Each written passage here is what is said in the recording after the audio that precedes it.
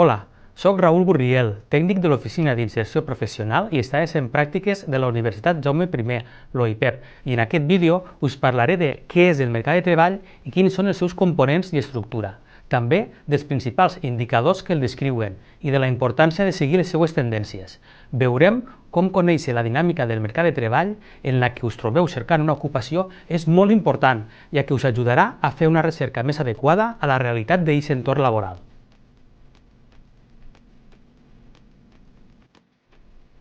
L'estudi del mercat de treball es pot abordar des de diferents disciplines científiques, com l'economia, la demografia, la sociologia o el dret del treball, entre altres. En el model clàssic de mercat de treball, les empreses es dirigeixen a ell per adquirir un bé concret, la força de treball que les famílies posen a disposició. Les empreses, doncs, demanden treball, mentre que les famílies són responsables de l'oferta de treball. La creació d'ocupació i els salaris depenen d'aquesta transacció dinàmica, de manera que l'ocupació pot augmentar o disminuir, igual que els salaris en determinades circumstàncies. La intermediació laboral és una funció indispensable en aquest context. Serveix per a facilitar el contacte entre empreses i persones treballadores. Desenvolupen aquesta tasca tant entitats públiques, com el Servei Públic d'Ocupació Estatal, el SEPE, com privades. Les diferents activitats econòmiques que desenvolupen les empreses fan que les puguem agrupar per categories o sectors. Existeixen moltes maneres de classificar la realitat que ens envolta. En el nostre cas, anem a agafar com a referència les classificacions oficials d'organismes públics estatals i internacionals, com l'Institut Nacional d'Estadística, l'INE a nivell espanyol o Eurostat, l'Oficina Estadística de la Comissió Europea. La classificació més bàsica i coneguda és la que mostra tres sectors, el primari, el secundari i el terciari, però aquesta agrupació és massa senzilla per a una anàlisi més detallada. A nivell espanyol, la Classificació Nacional d'Activitats Econòmiques, anomenada CNAE, és la classificació habitual per a agrupar les activitats econòmiques. Totes les empreses tenen un codi CNAE, el que ens permet saber quina és l'activitat principal d'una empresa en particular. La classificació equivalent en Europa s'anomena NEIS, Classificació Estadística d'Activitats Econòmiques en la Comunitat Europea. Evidentment, podem caracteritzar una empresa en funció d'altres paràmetres o variables, com per exemple el número de persones treballadores en l'empresa o el nivell d'internacionalització de la seva activitat. A l'hora de buscar treball, aquestes qüestions són rellevants, ja que els salaris poden ser diferents en diferents sectors econòmics, també segons la mida de l'empresa o el seu nivell d'internacionalització. En general, per als titulats i titulades universitaris, les empreses del sector serveis de mida més gran i un alt nivell d'internacionalització paguen millors salaris. Una altra classificació important per a caracteritzar l'ocupació de les persones titulades és la Classificació Nacional d'Ocupacions, anomenada CNO, també de l'INE. Aquesta classificació té 9 categories i les 3 principals inclouen les ocupacions pròpies de titulats i titulades universitaris. Aquesta classificació fa referència al nivell de qualificació amb què es desenvolupa un lloc de treball. Té a veure amb l'ajust de la persona treballadora en el lloc de treball.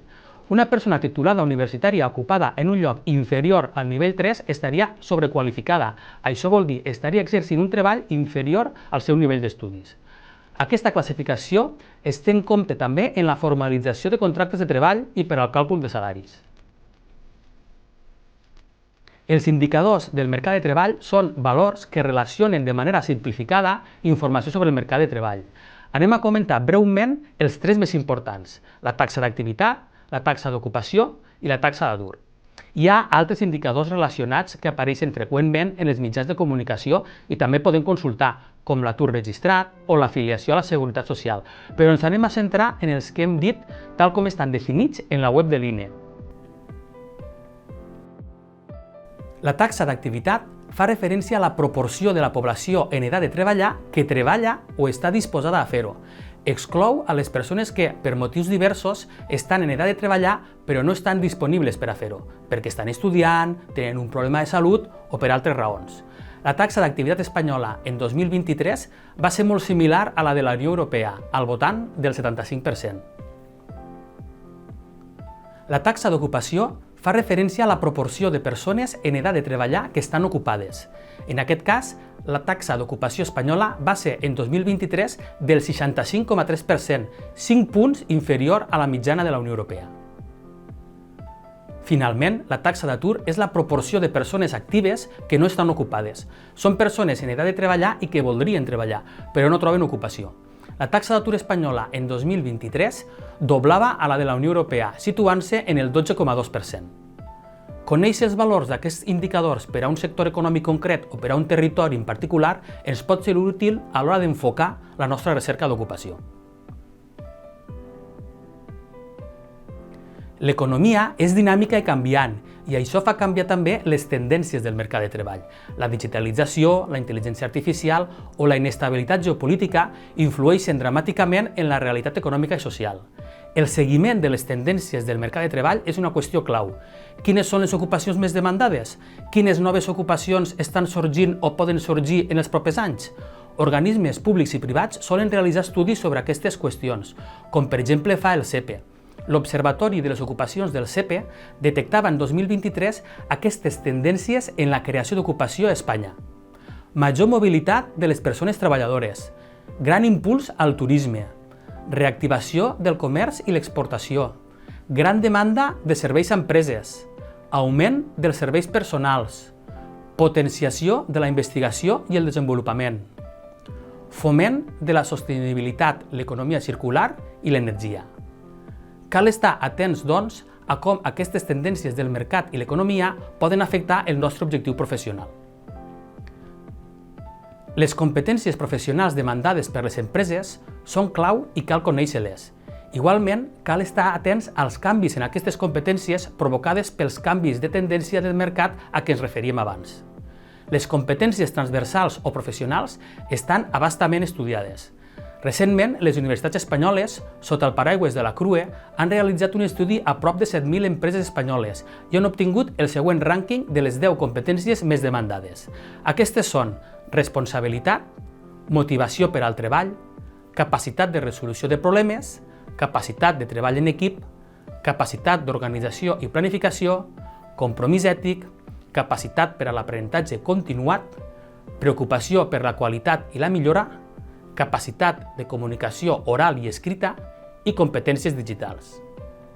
En el context de la recerca d'ocupació, cal conèixer les competències demandades pel sector o empresa en el que volem treballar i així poder adquirir-les o desenvolupar-les en el grau adequat. En aquest vídeo hem intentat donar una imatge genèrica del mercat de treball, de la seva estructura i dels principals indicadors que el defineixen, així com destacar la importància de seguir les seues tendències, en particular la demanda de competències per part de les empreses. Aquesta informació és viva i contínuament canviant. Per això us volem oferir una sèrie de recursos documentals per a poder estar al dia. Pel que fa a estadístiques del mercat de treball, la web de l'INE i d'Eurostat són dos fonts de referència. En Eurostat trobareu dades tant del conjunt de la Unió Europea com dels països que en formen part. Ja hem comentat la web del CEPE i concretament el seu Observatori de les Ocupacions, font de referència. A nivell europeu, és molt recomanable seguir la web d'EURES, la xarxa de serveis públics d'ocupació de la Unió Europea. En el cas d'Espanya, la Tresoreria General de la Seguretat Social publica dades sobre l'afiliació a la Seguretat Social. També en el cas espanyol, el Ministeri de Ciència, Innovació i Universitats publica dades d'afiliació a la Seguretat Social que es poden consultar per nivell d'estudis. En qualsevol altre país de la Unió Europea trobareu estadístiques similars en els organismes amb les competències en economia, ocupació i universitats. Espero que el contingut d'aquest vídeo us hagi sigut útil. Us animem a veure la resta de píndoles d'ocupabilitat elaborades des de l'OIPEP, amb consells i suggeriments sobre la inserció professional. A més, si teniu interès en aprofundir en aquesta temàtica, us recomanem seguir l'oferta formativa i les activitats que realitzem des de l'OIPEP. Moltes gràcies per la vostra atenció.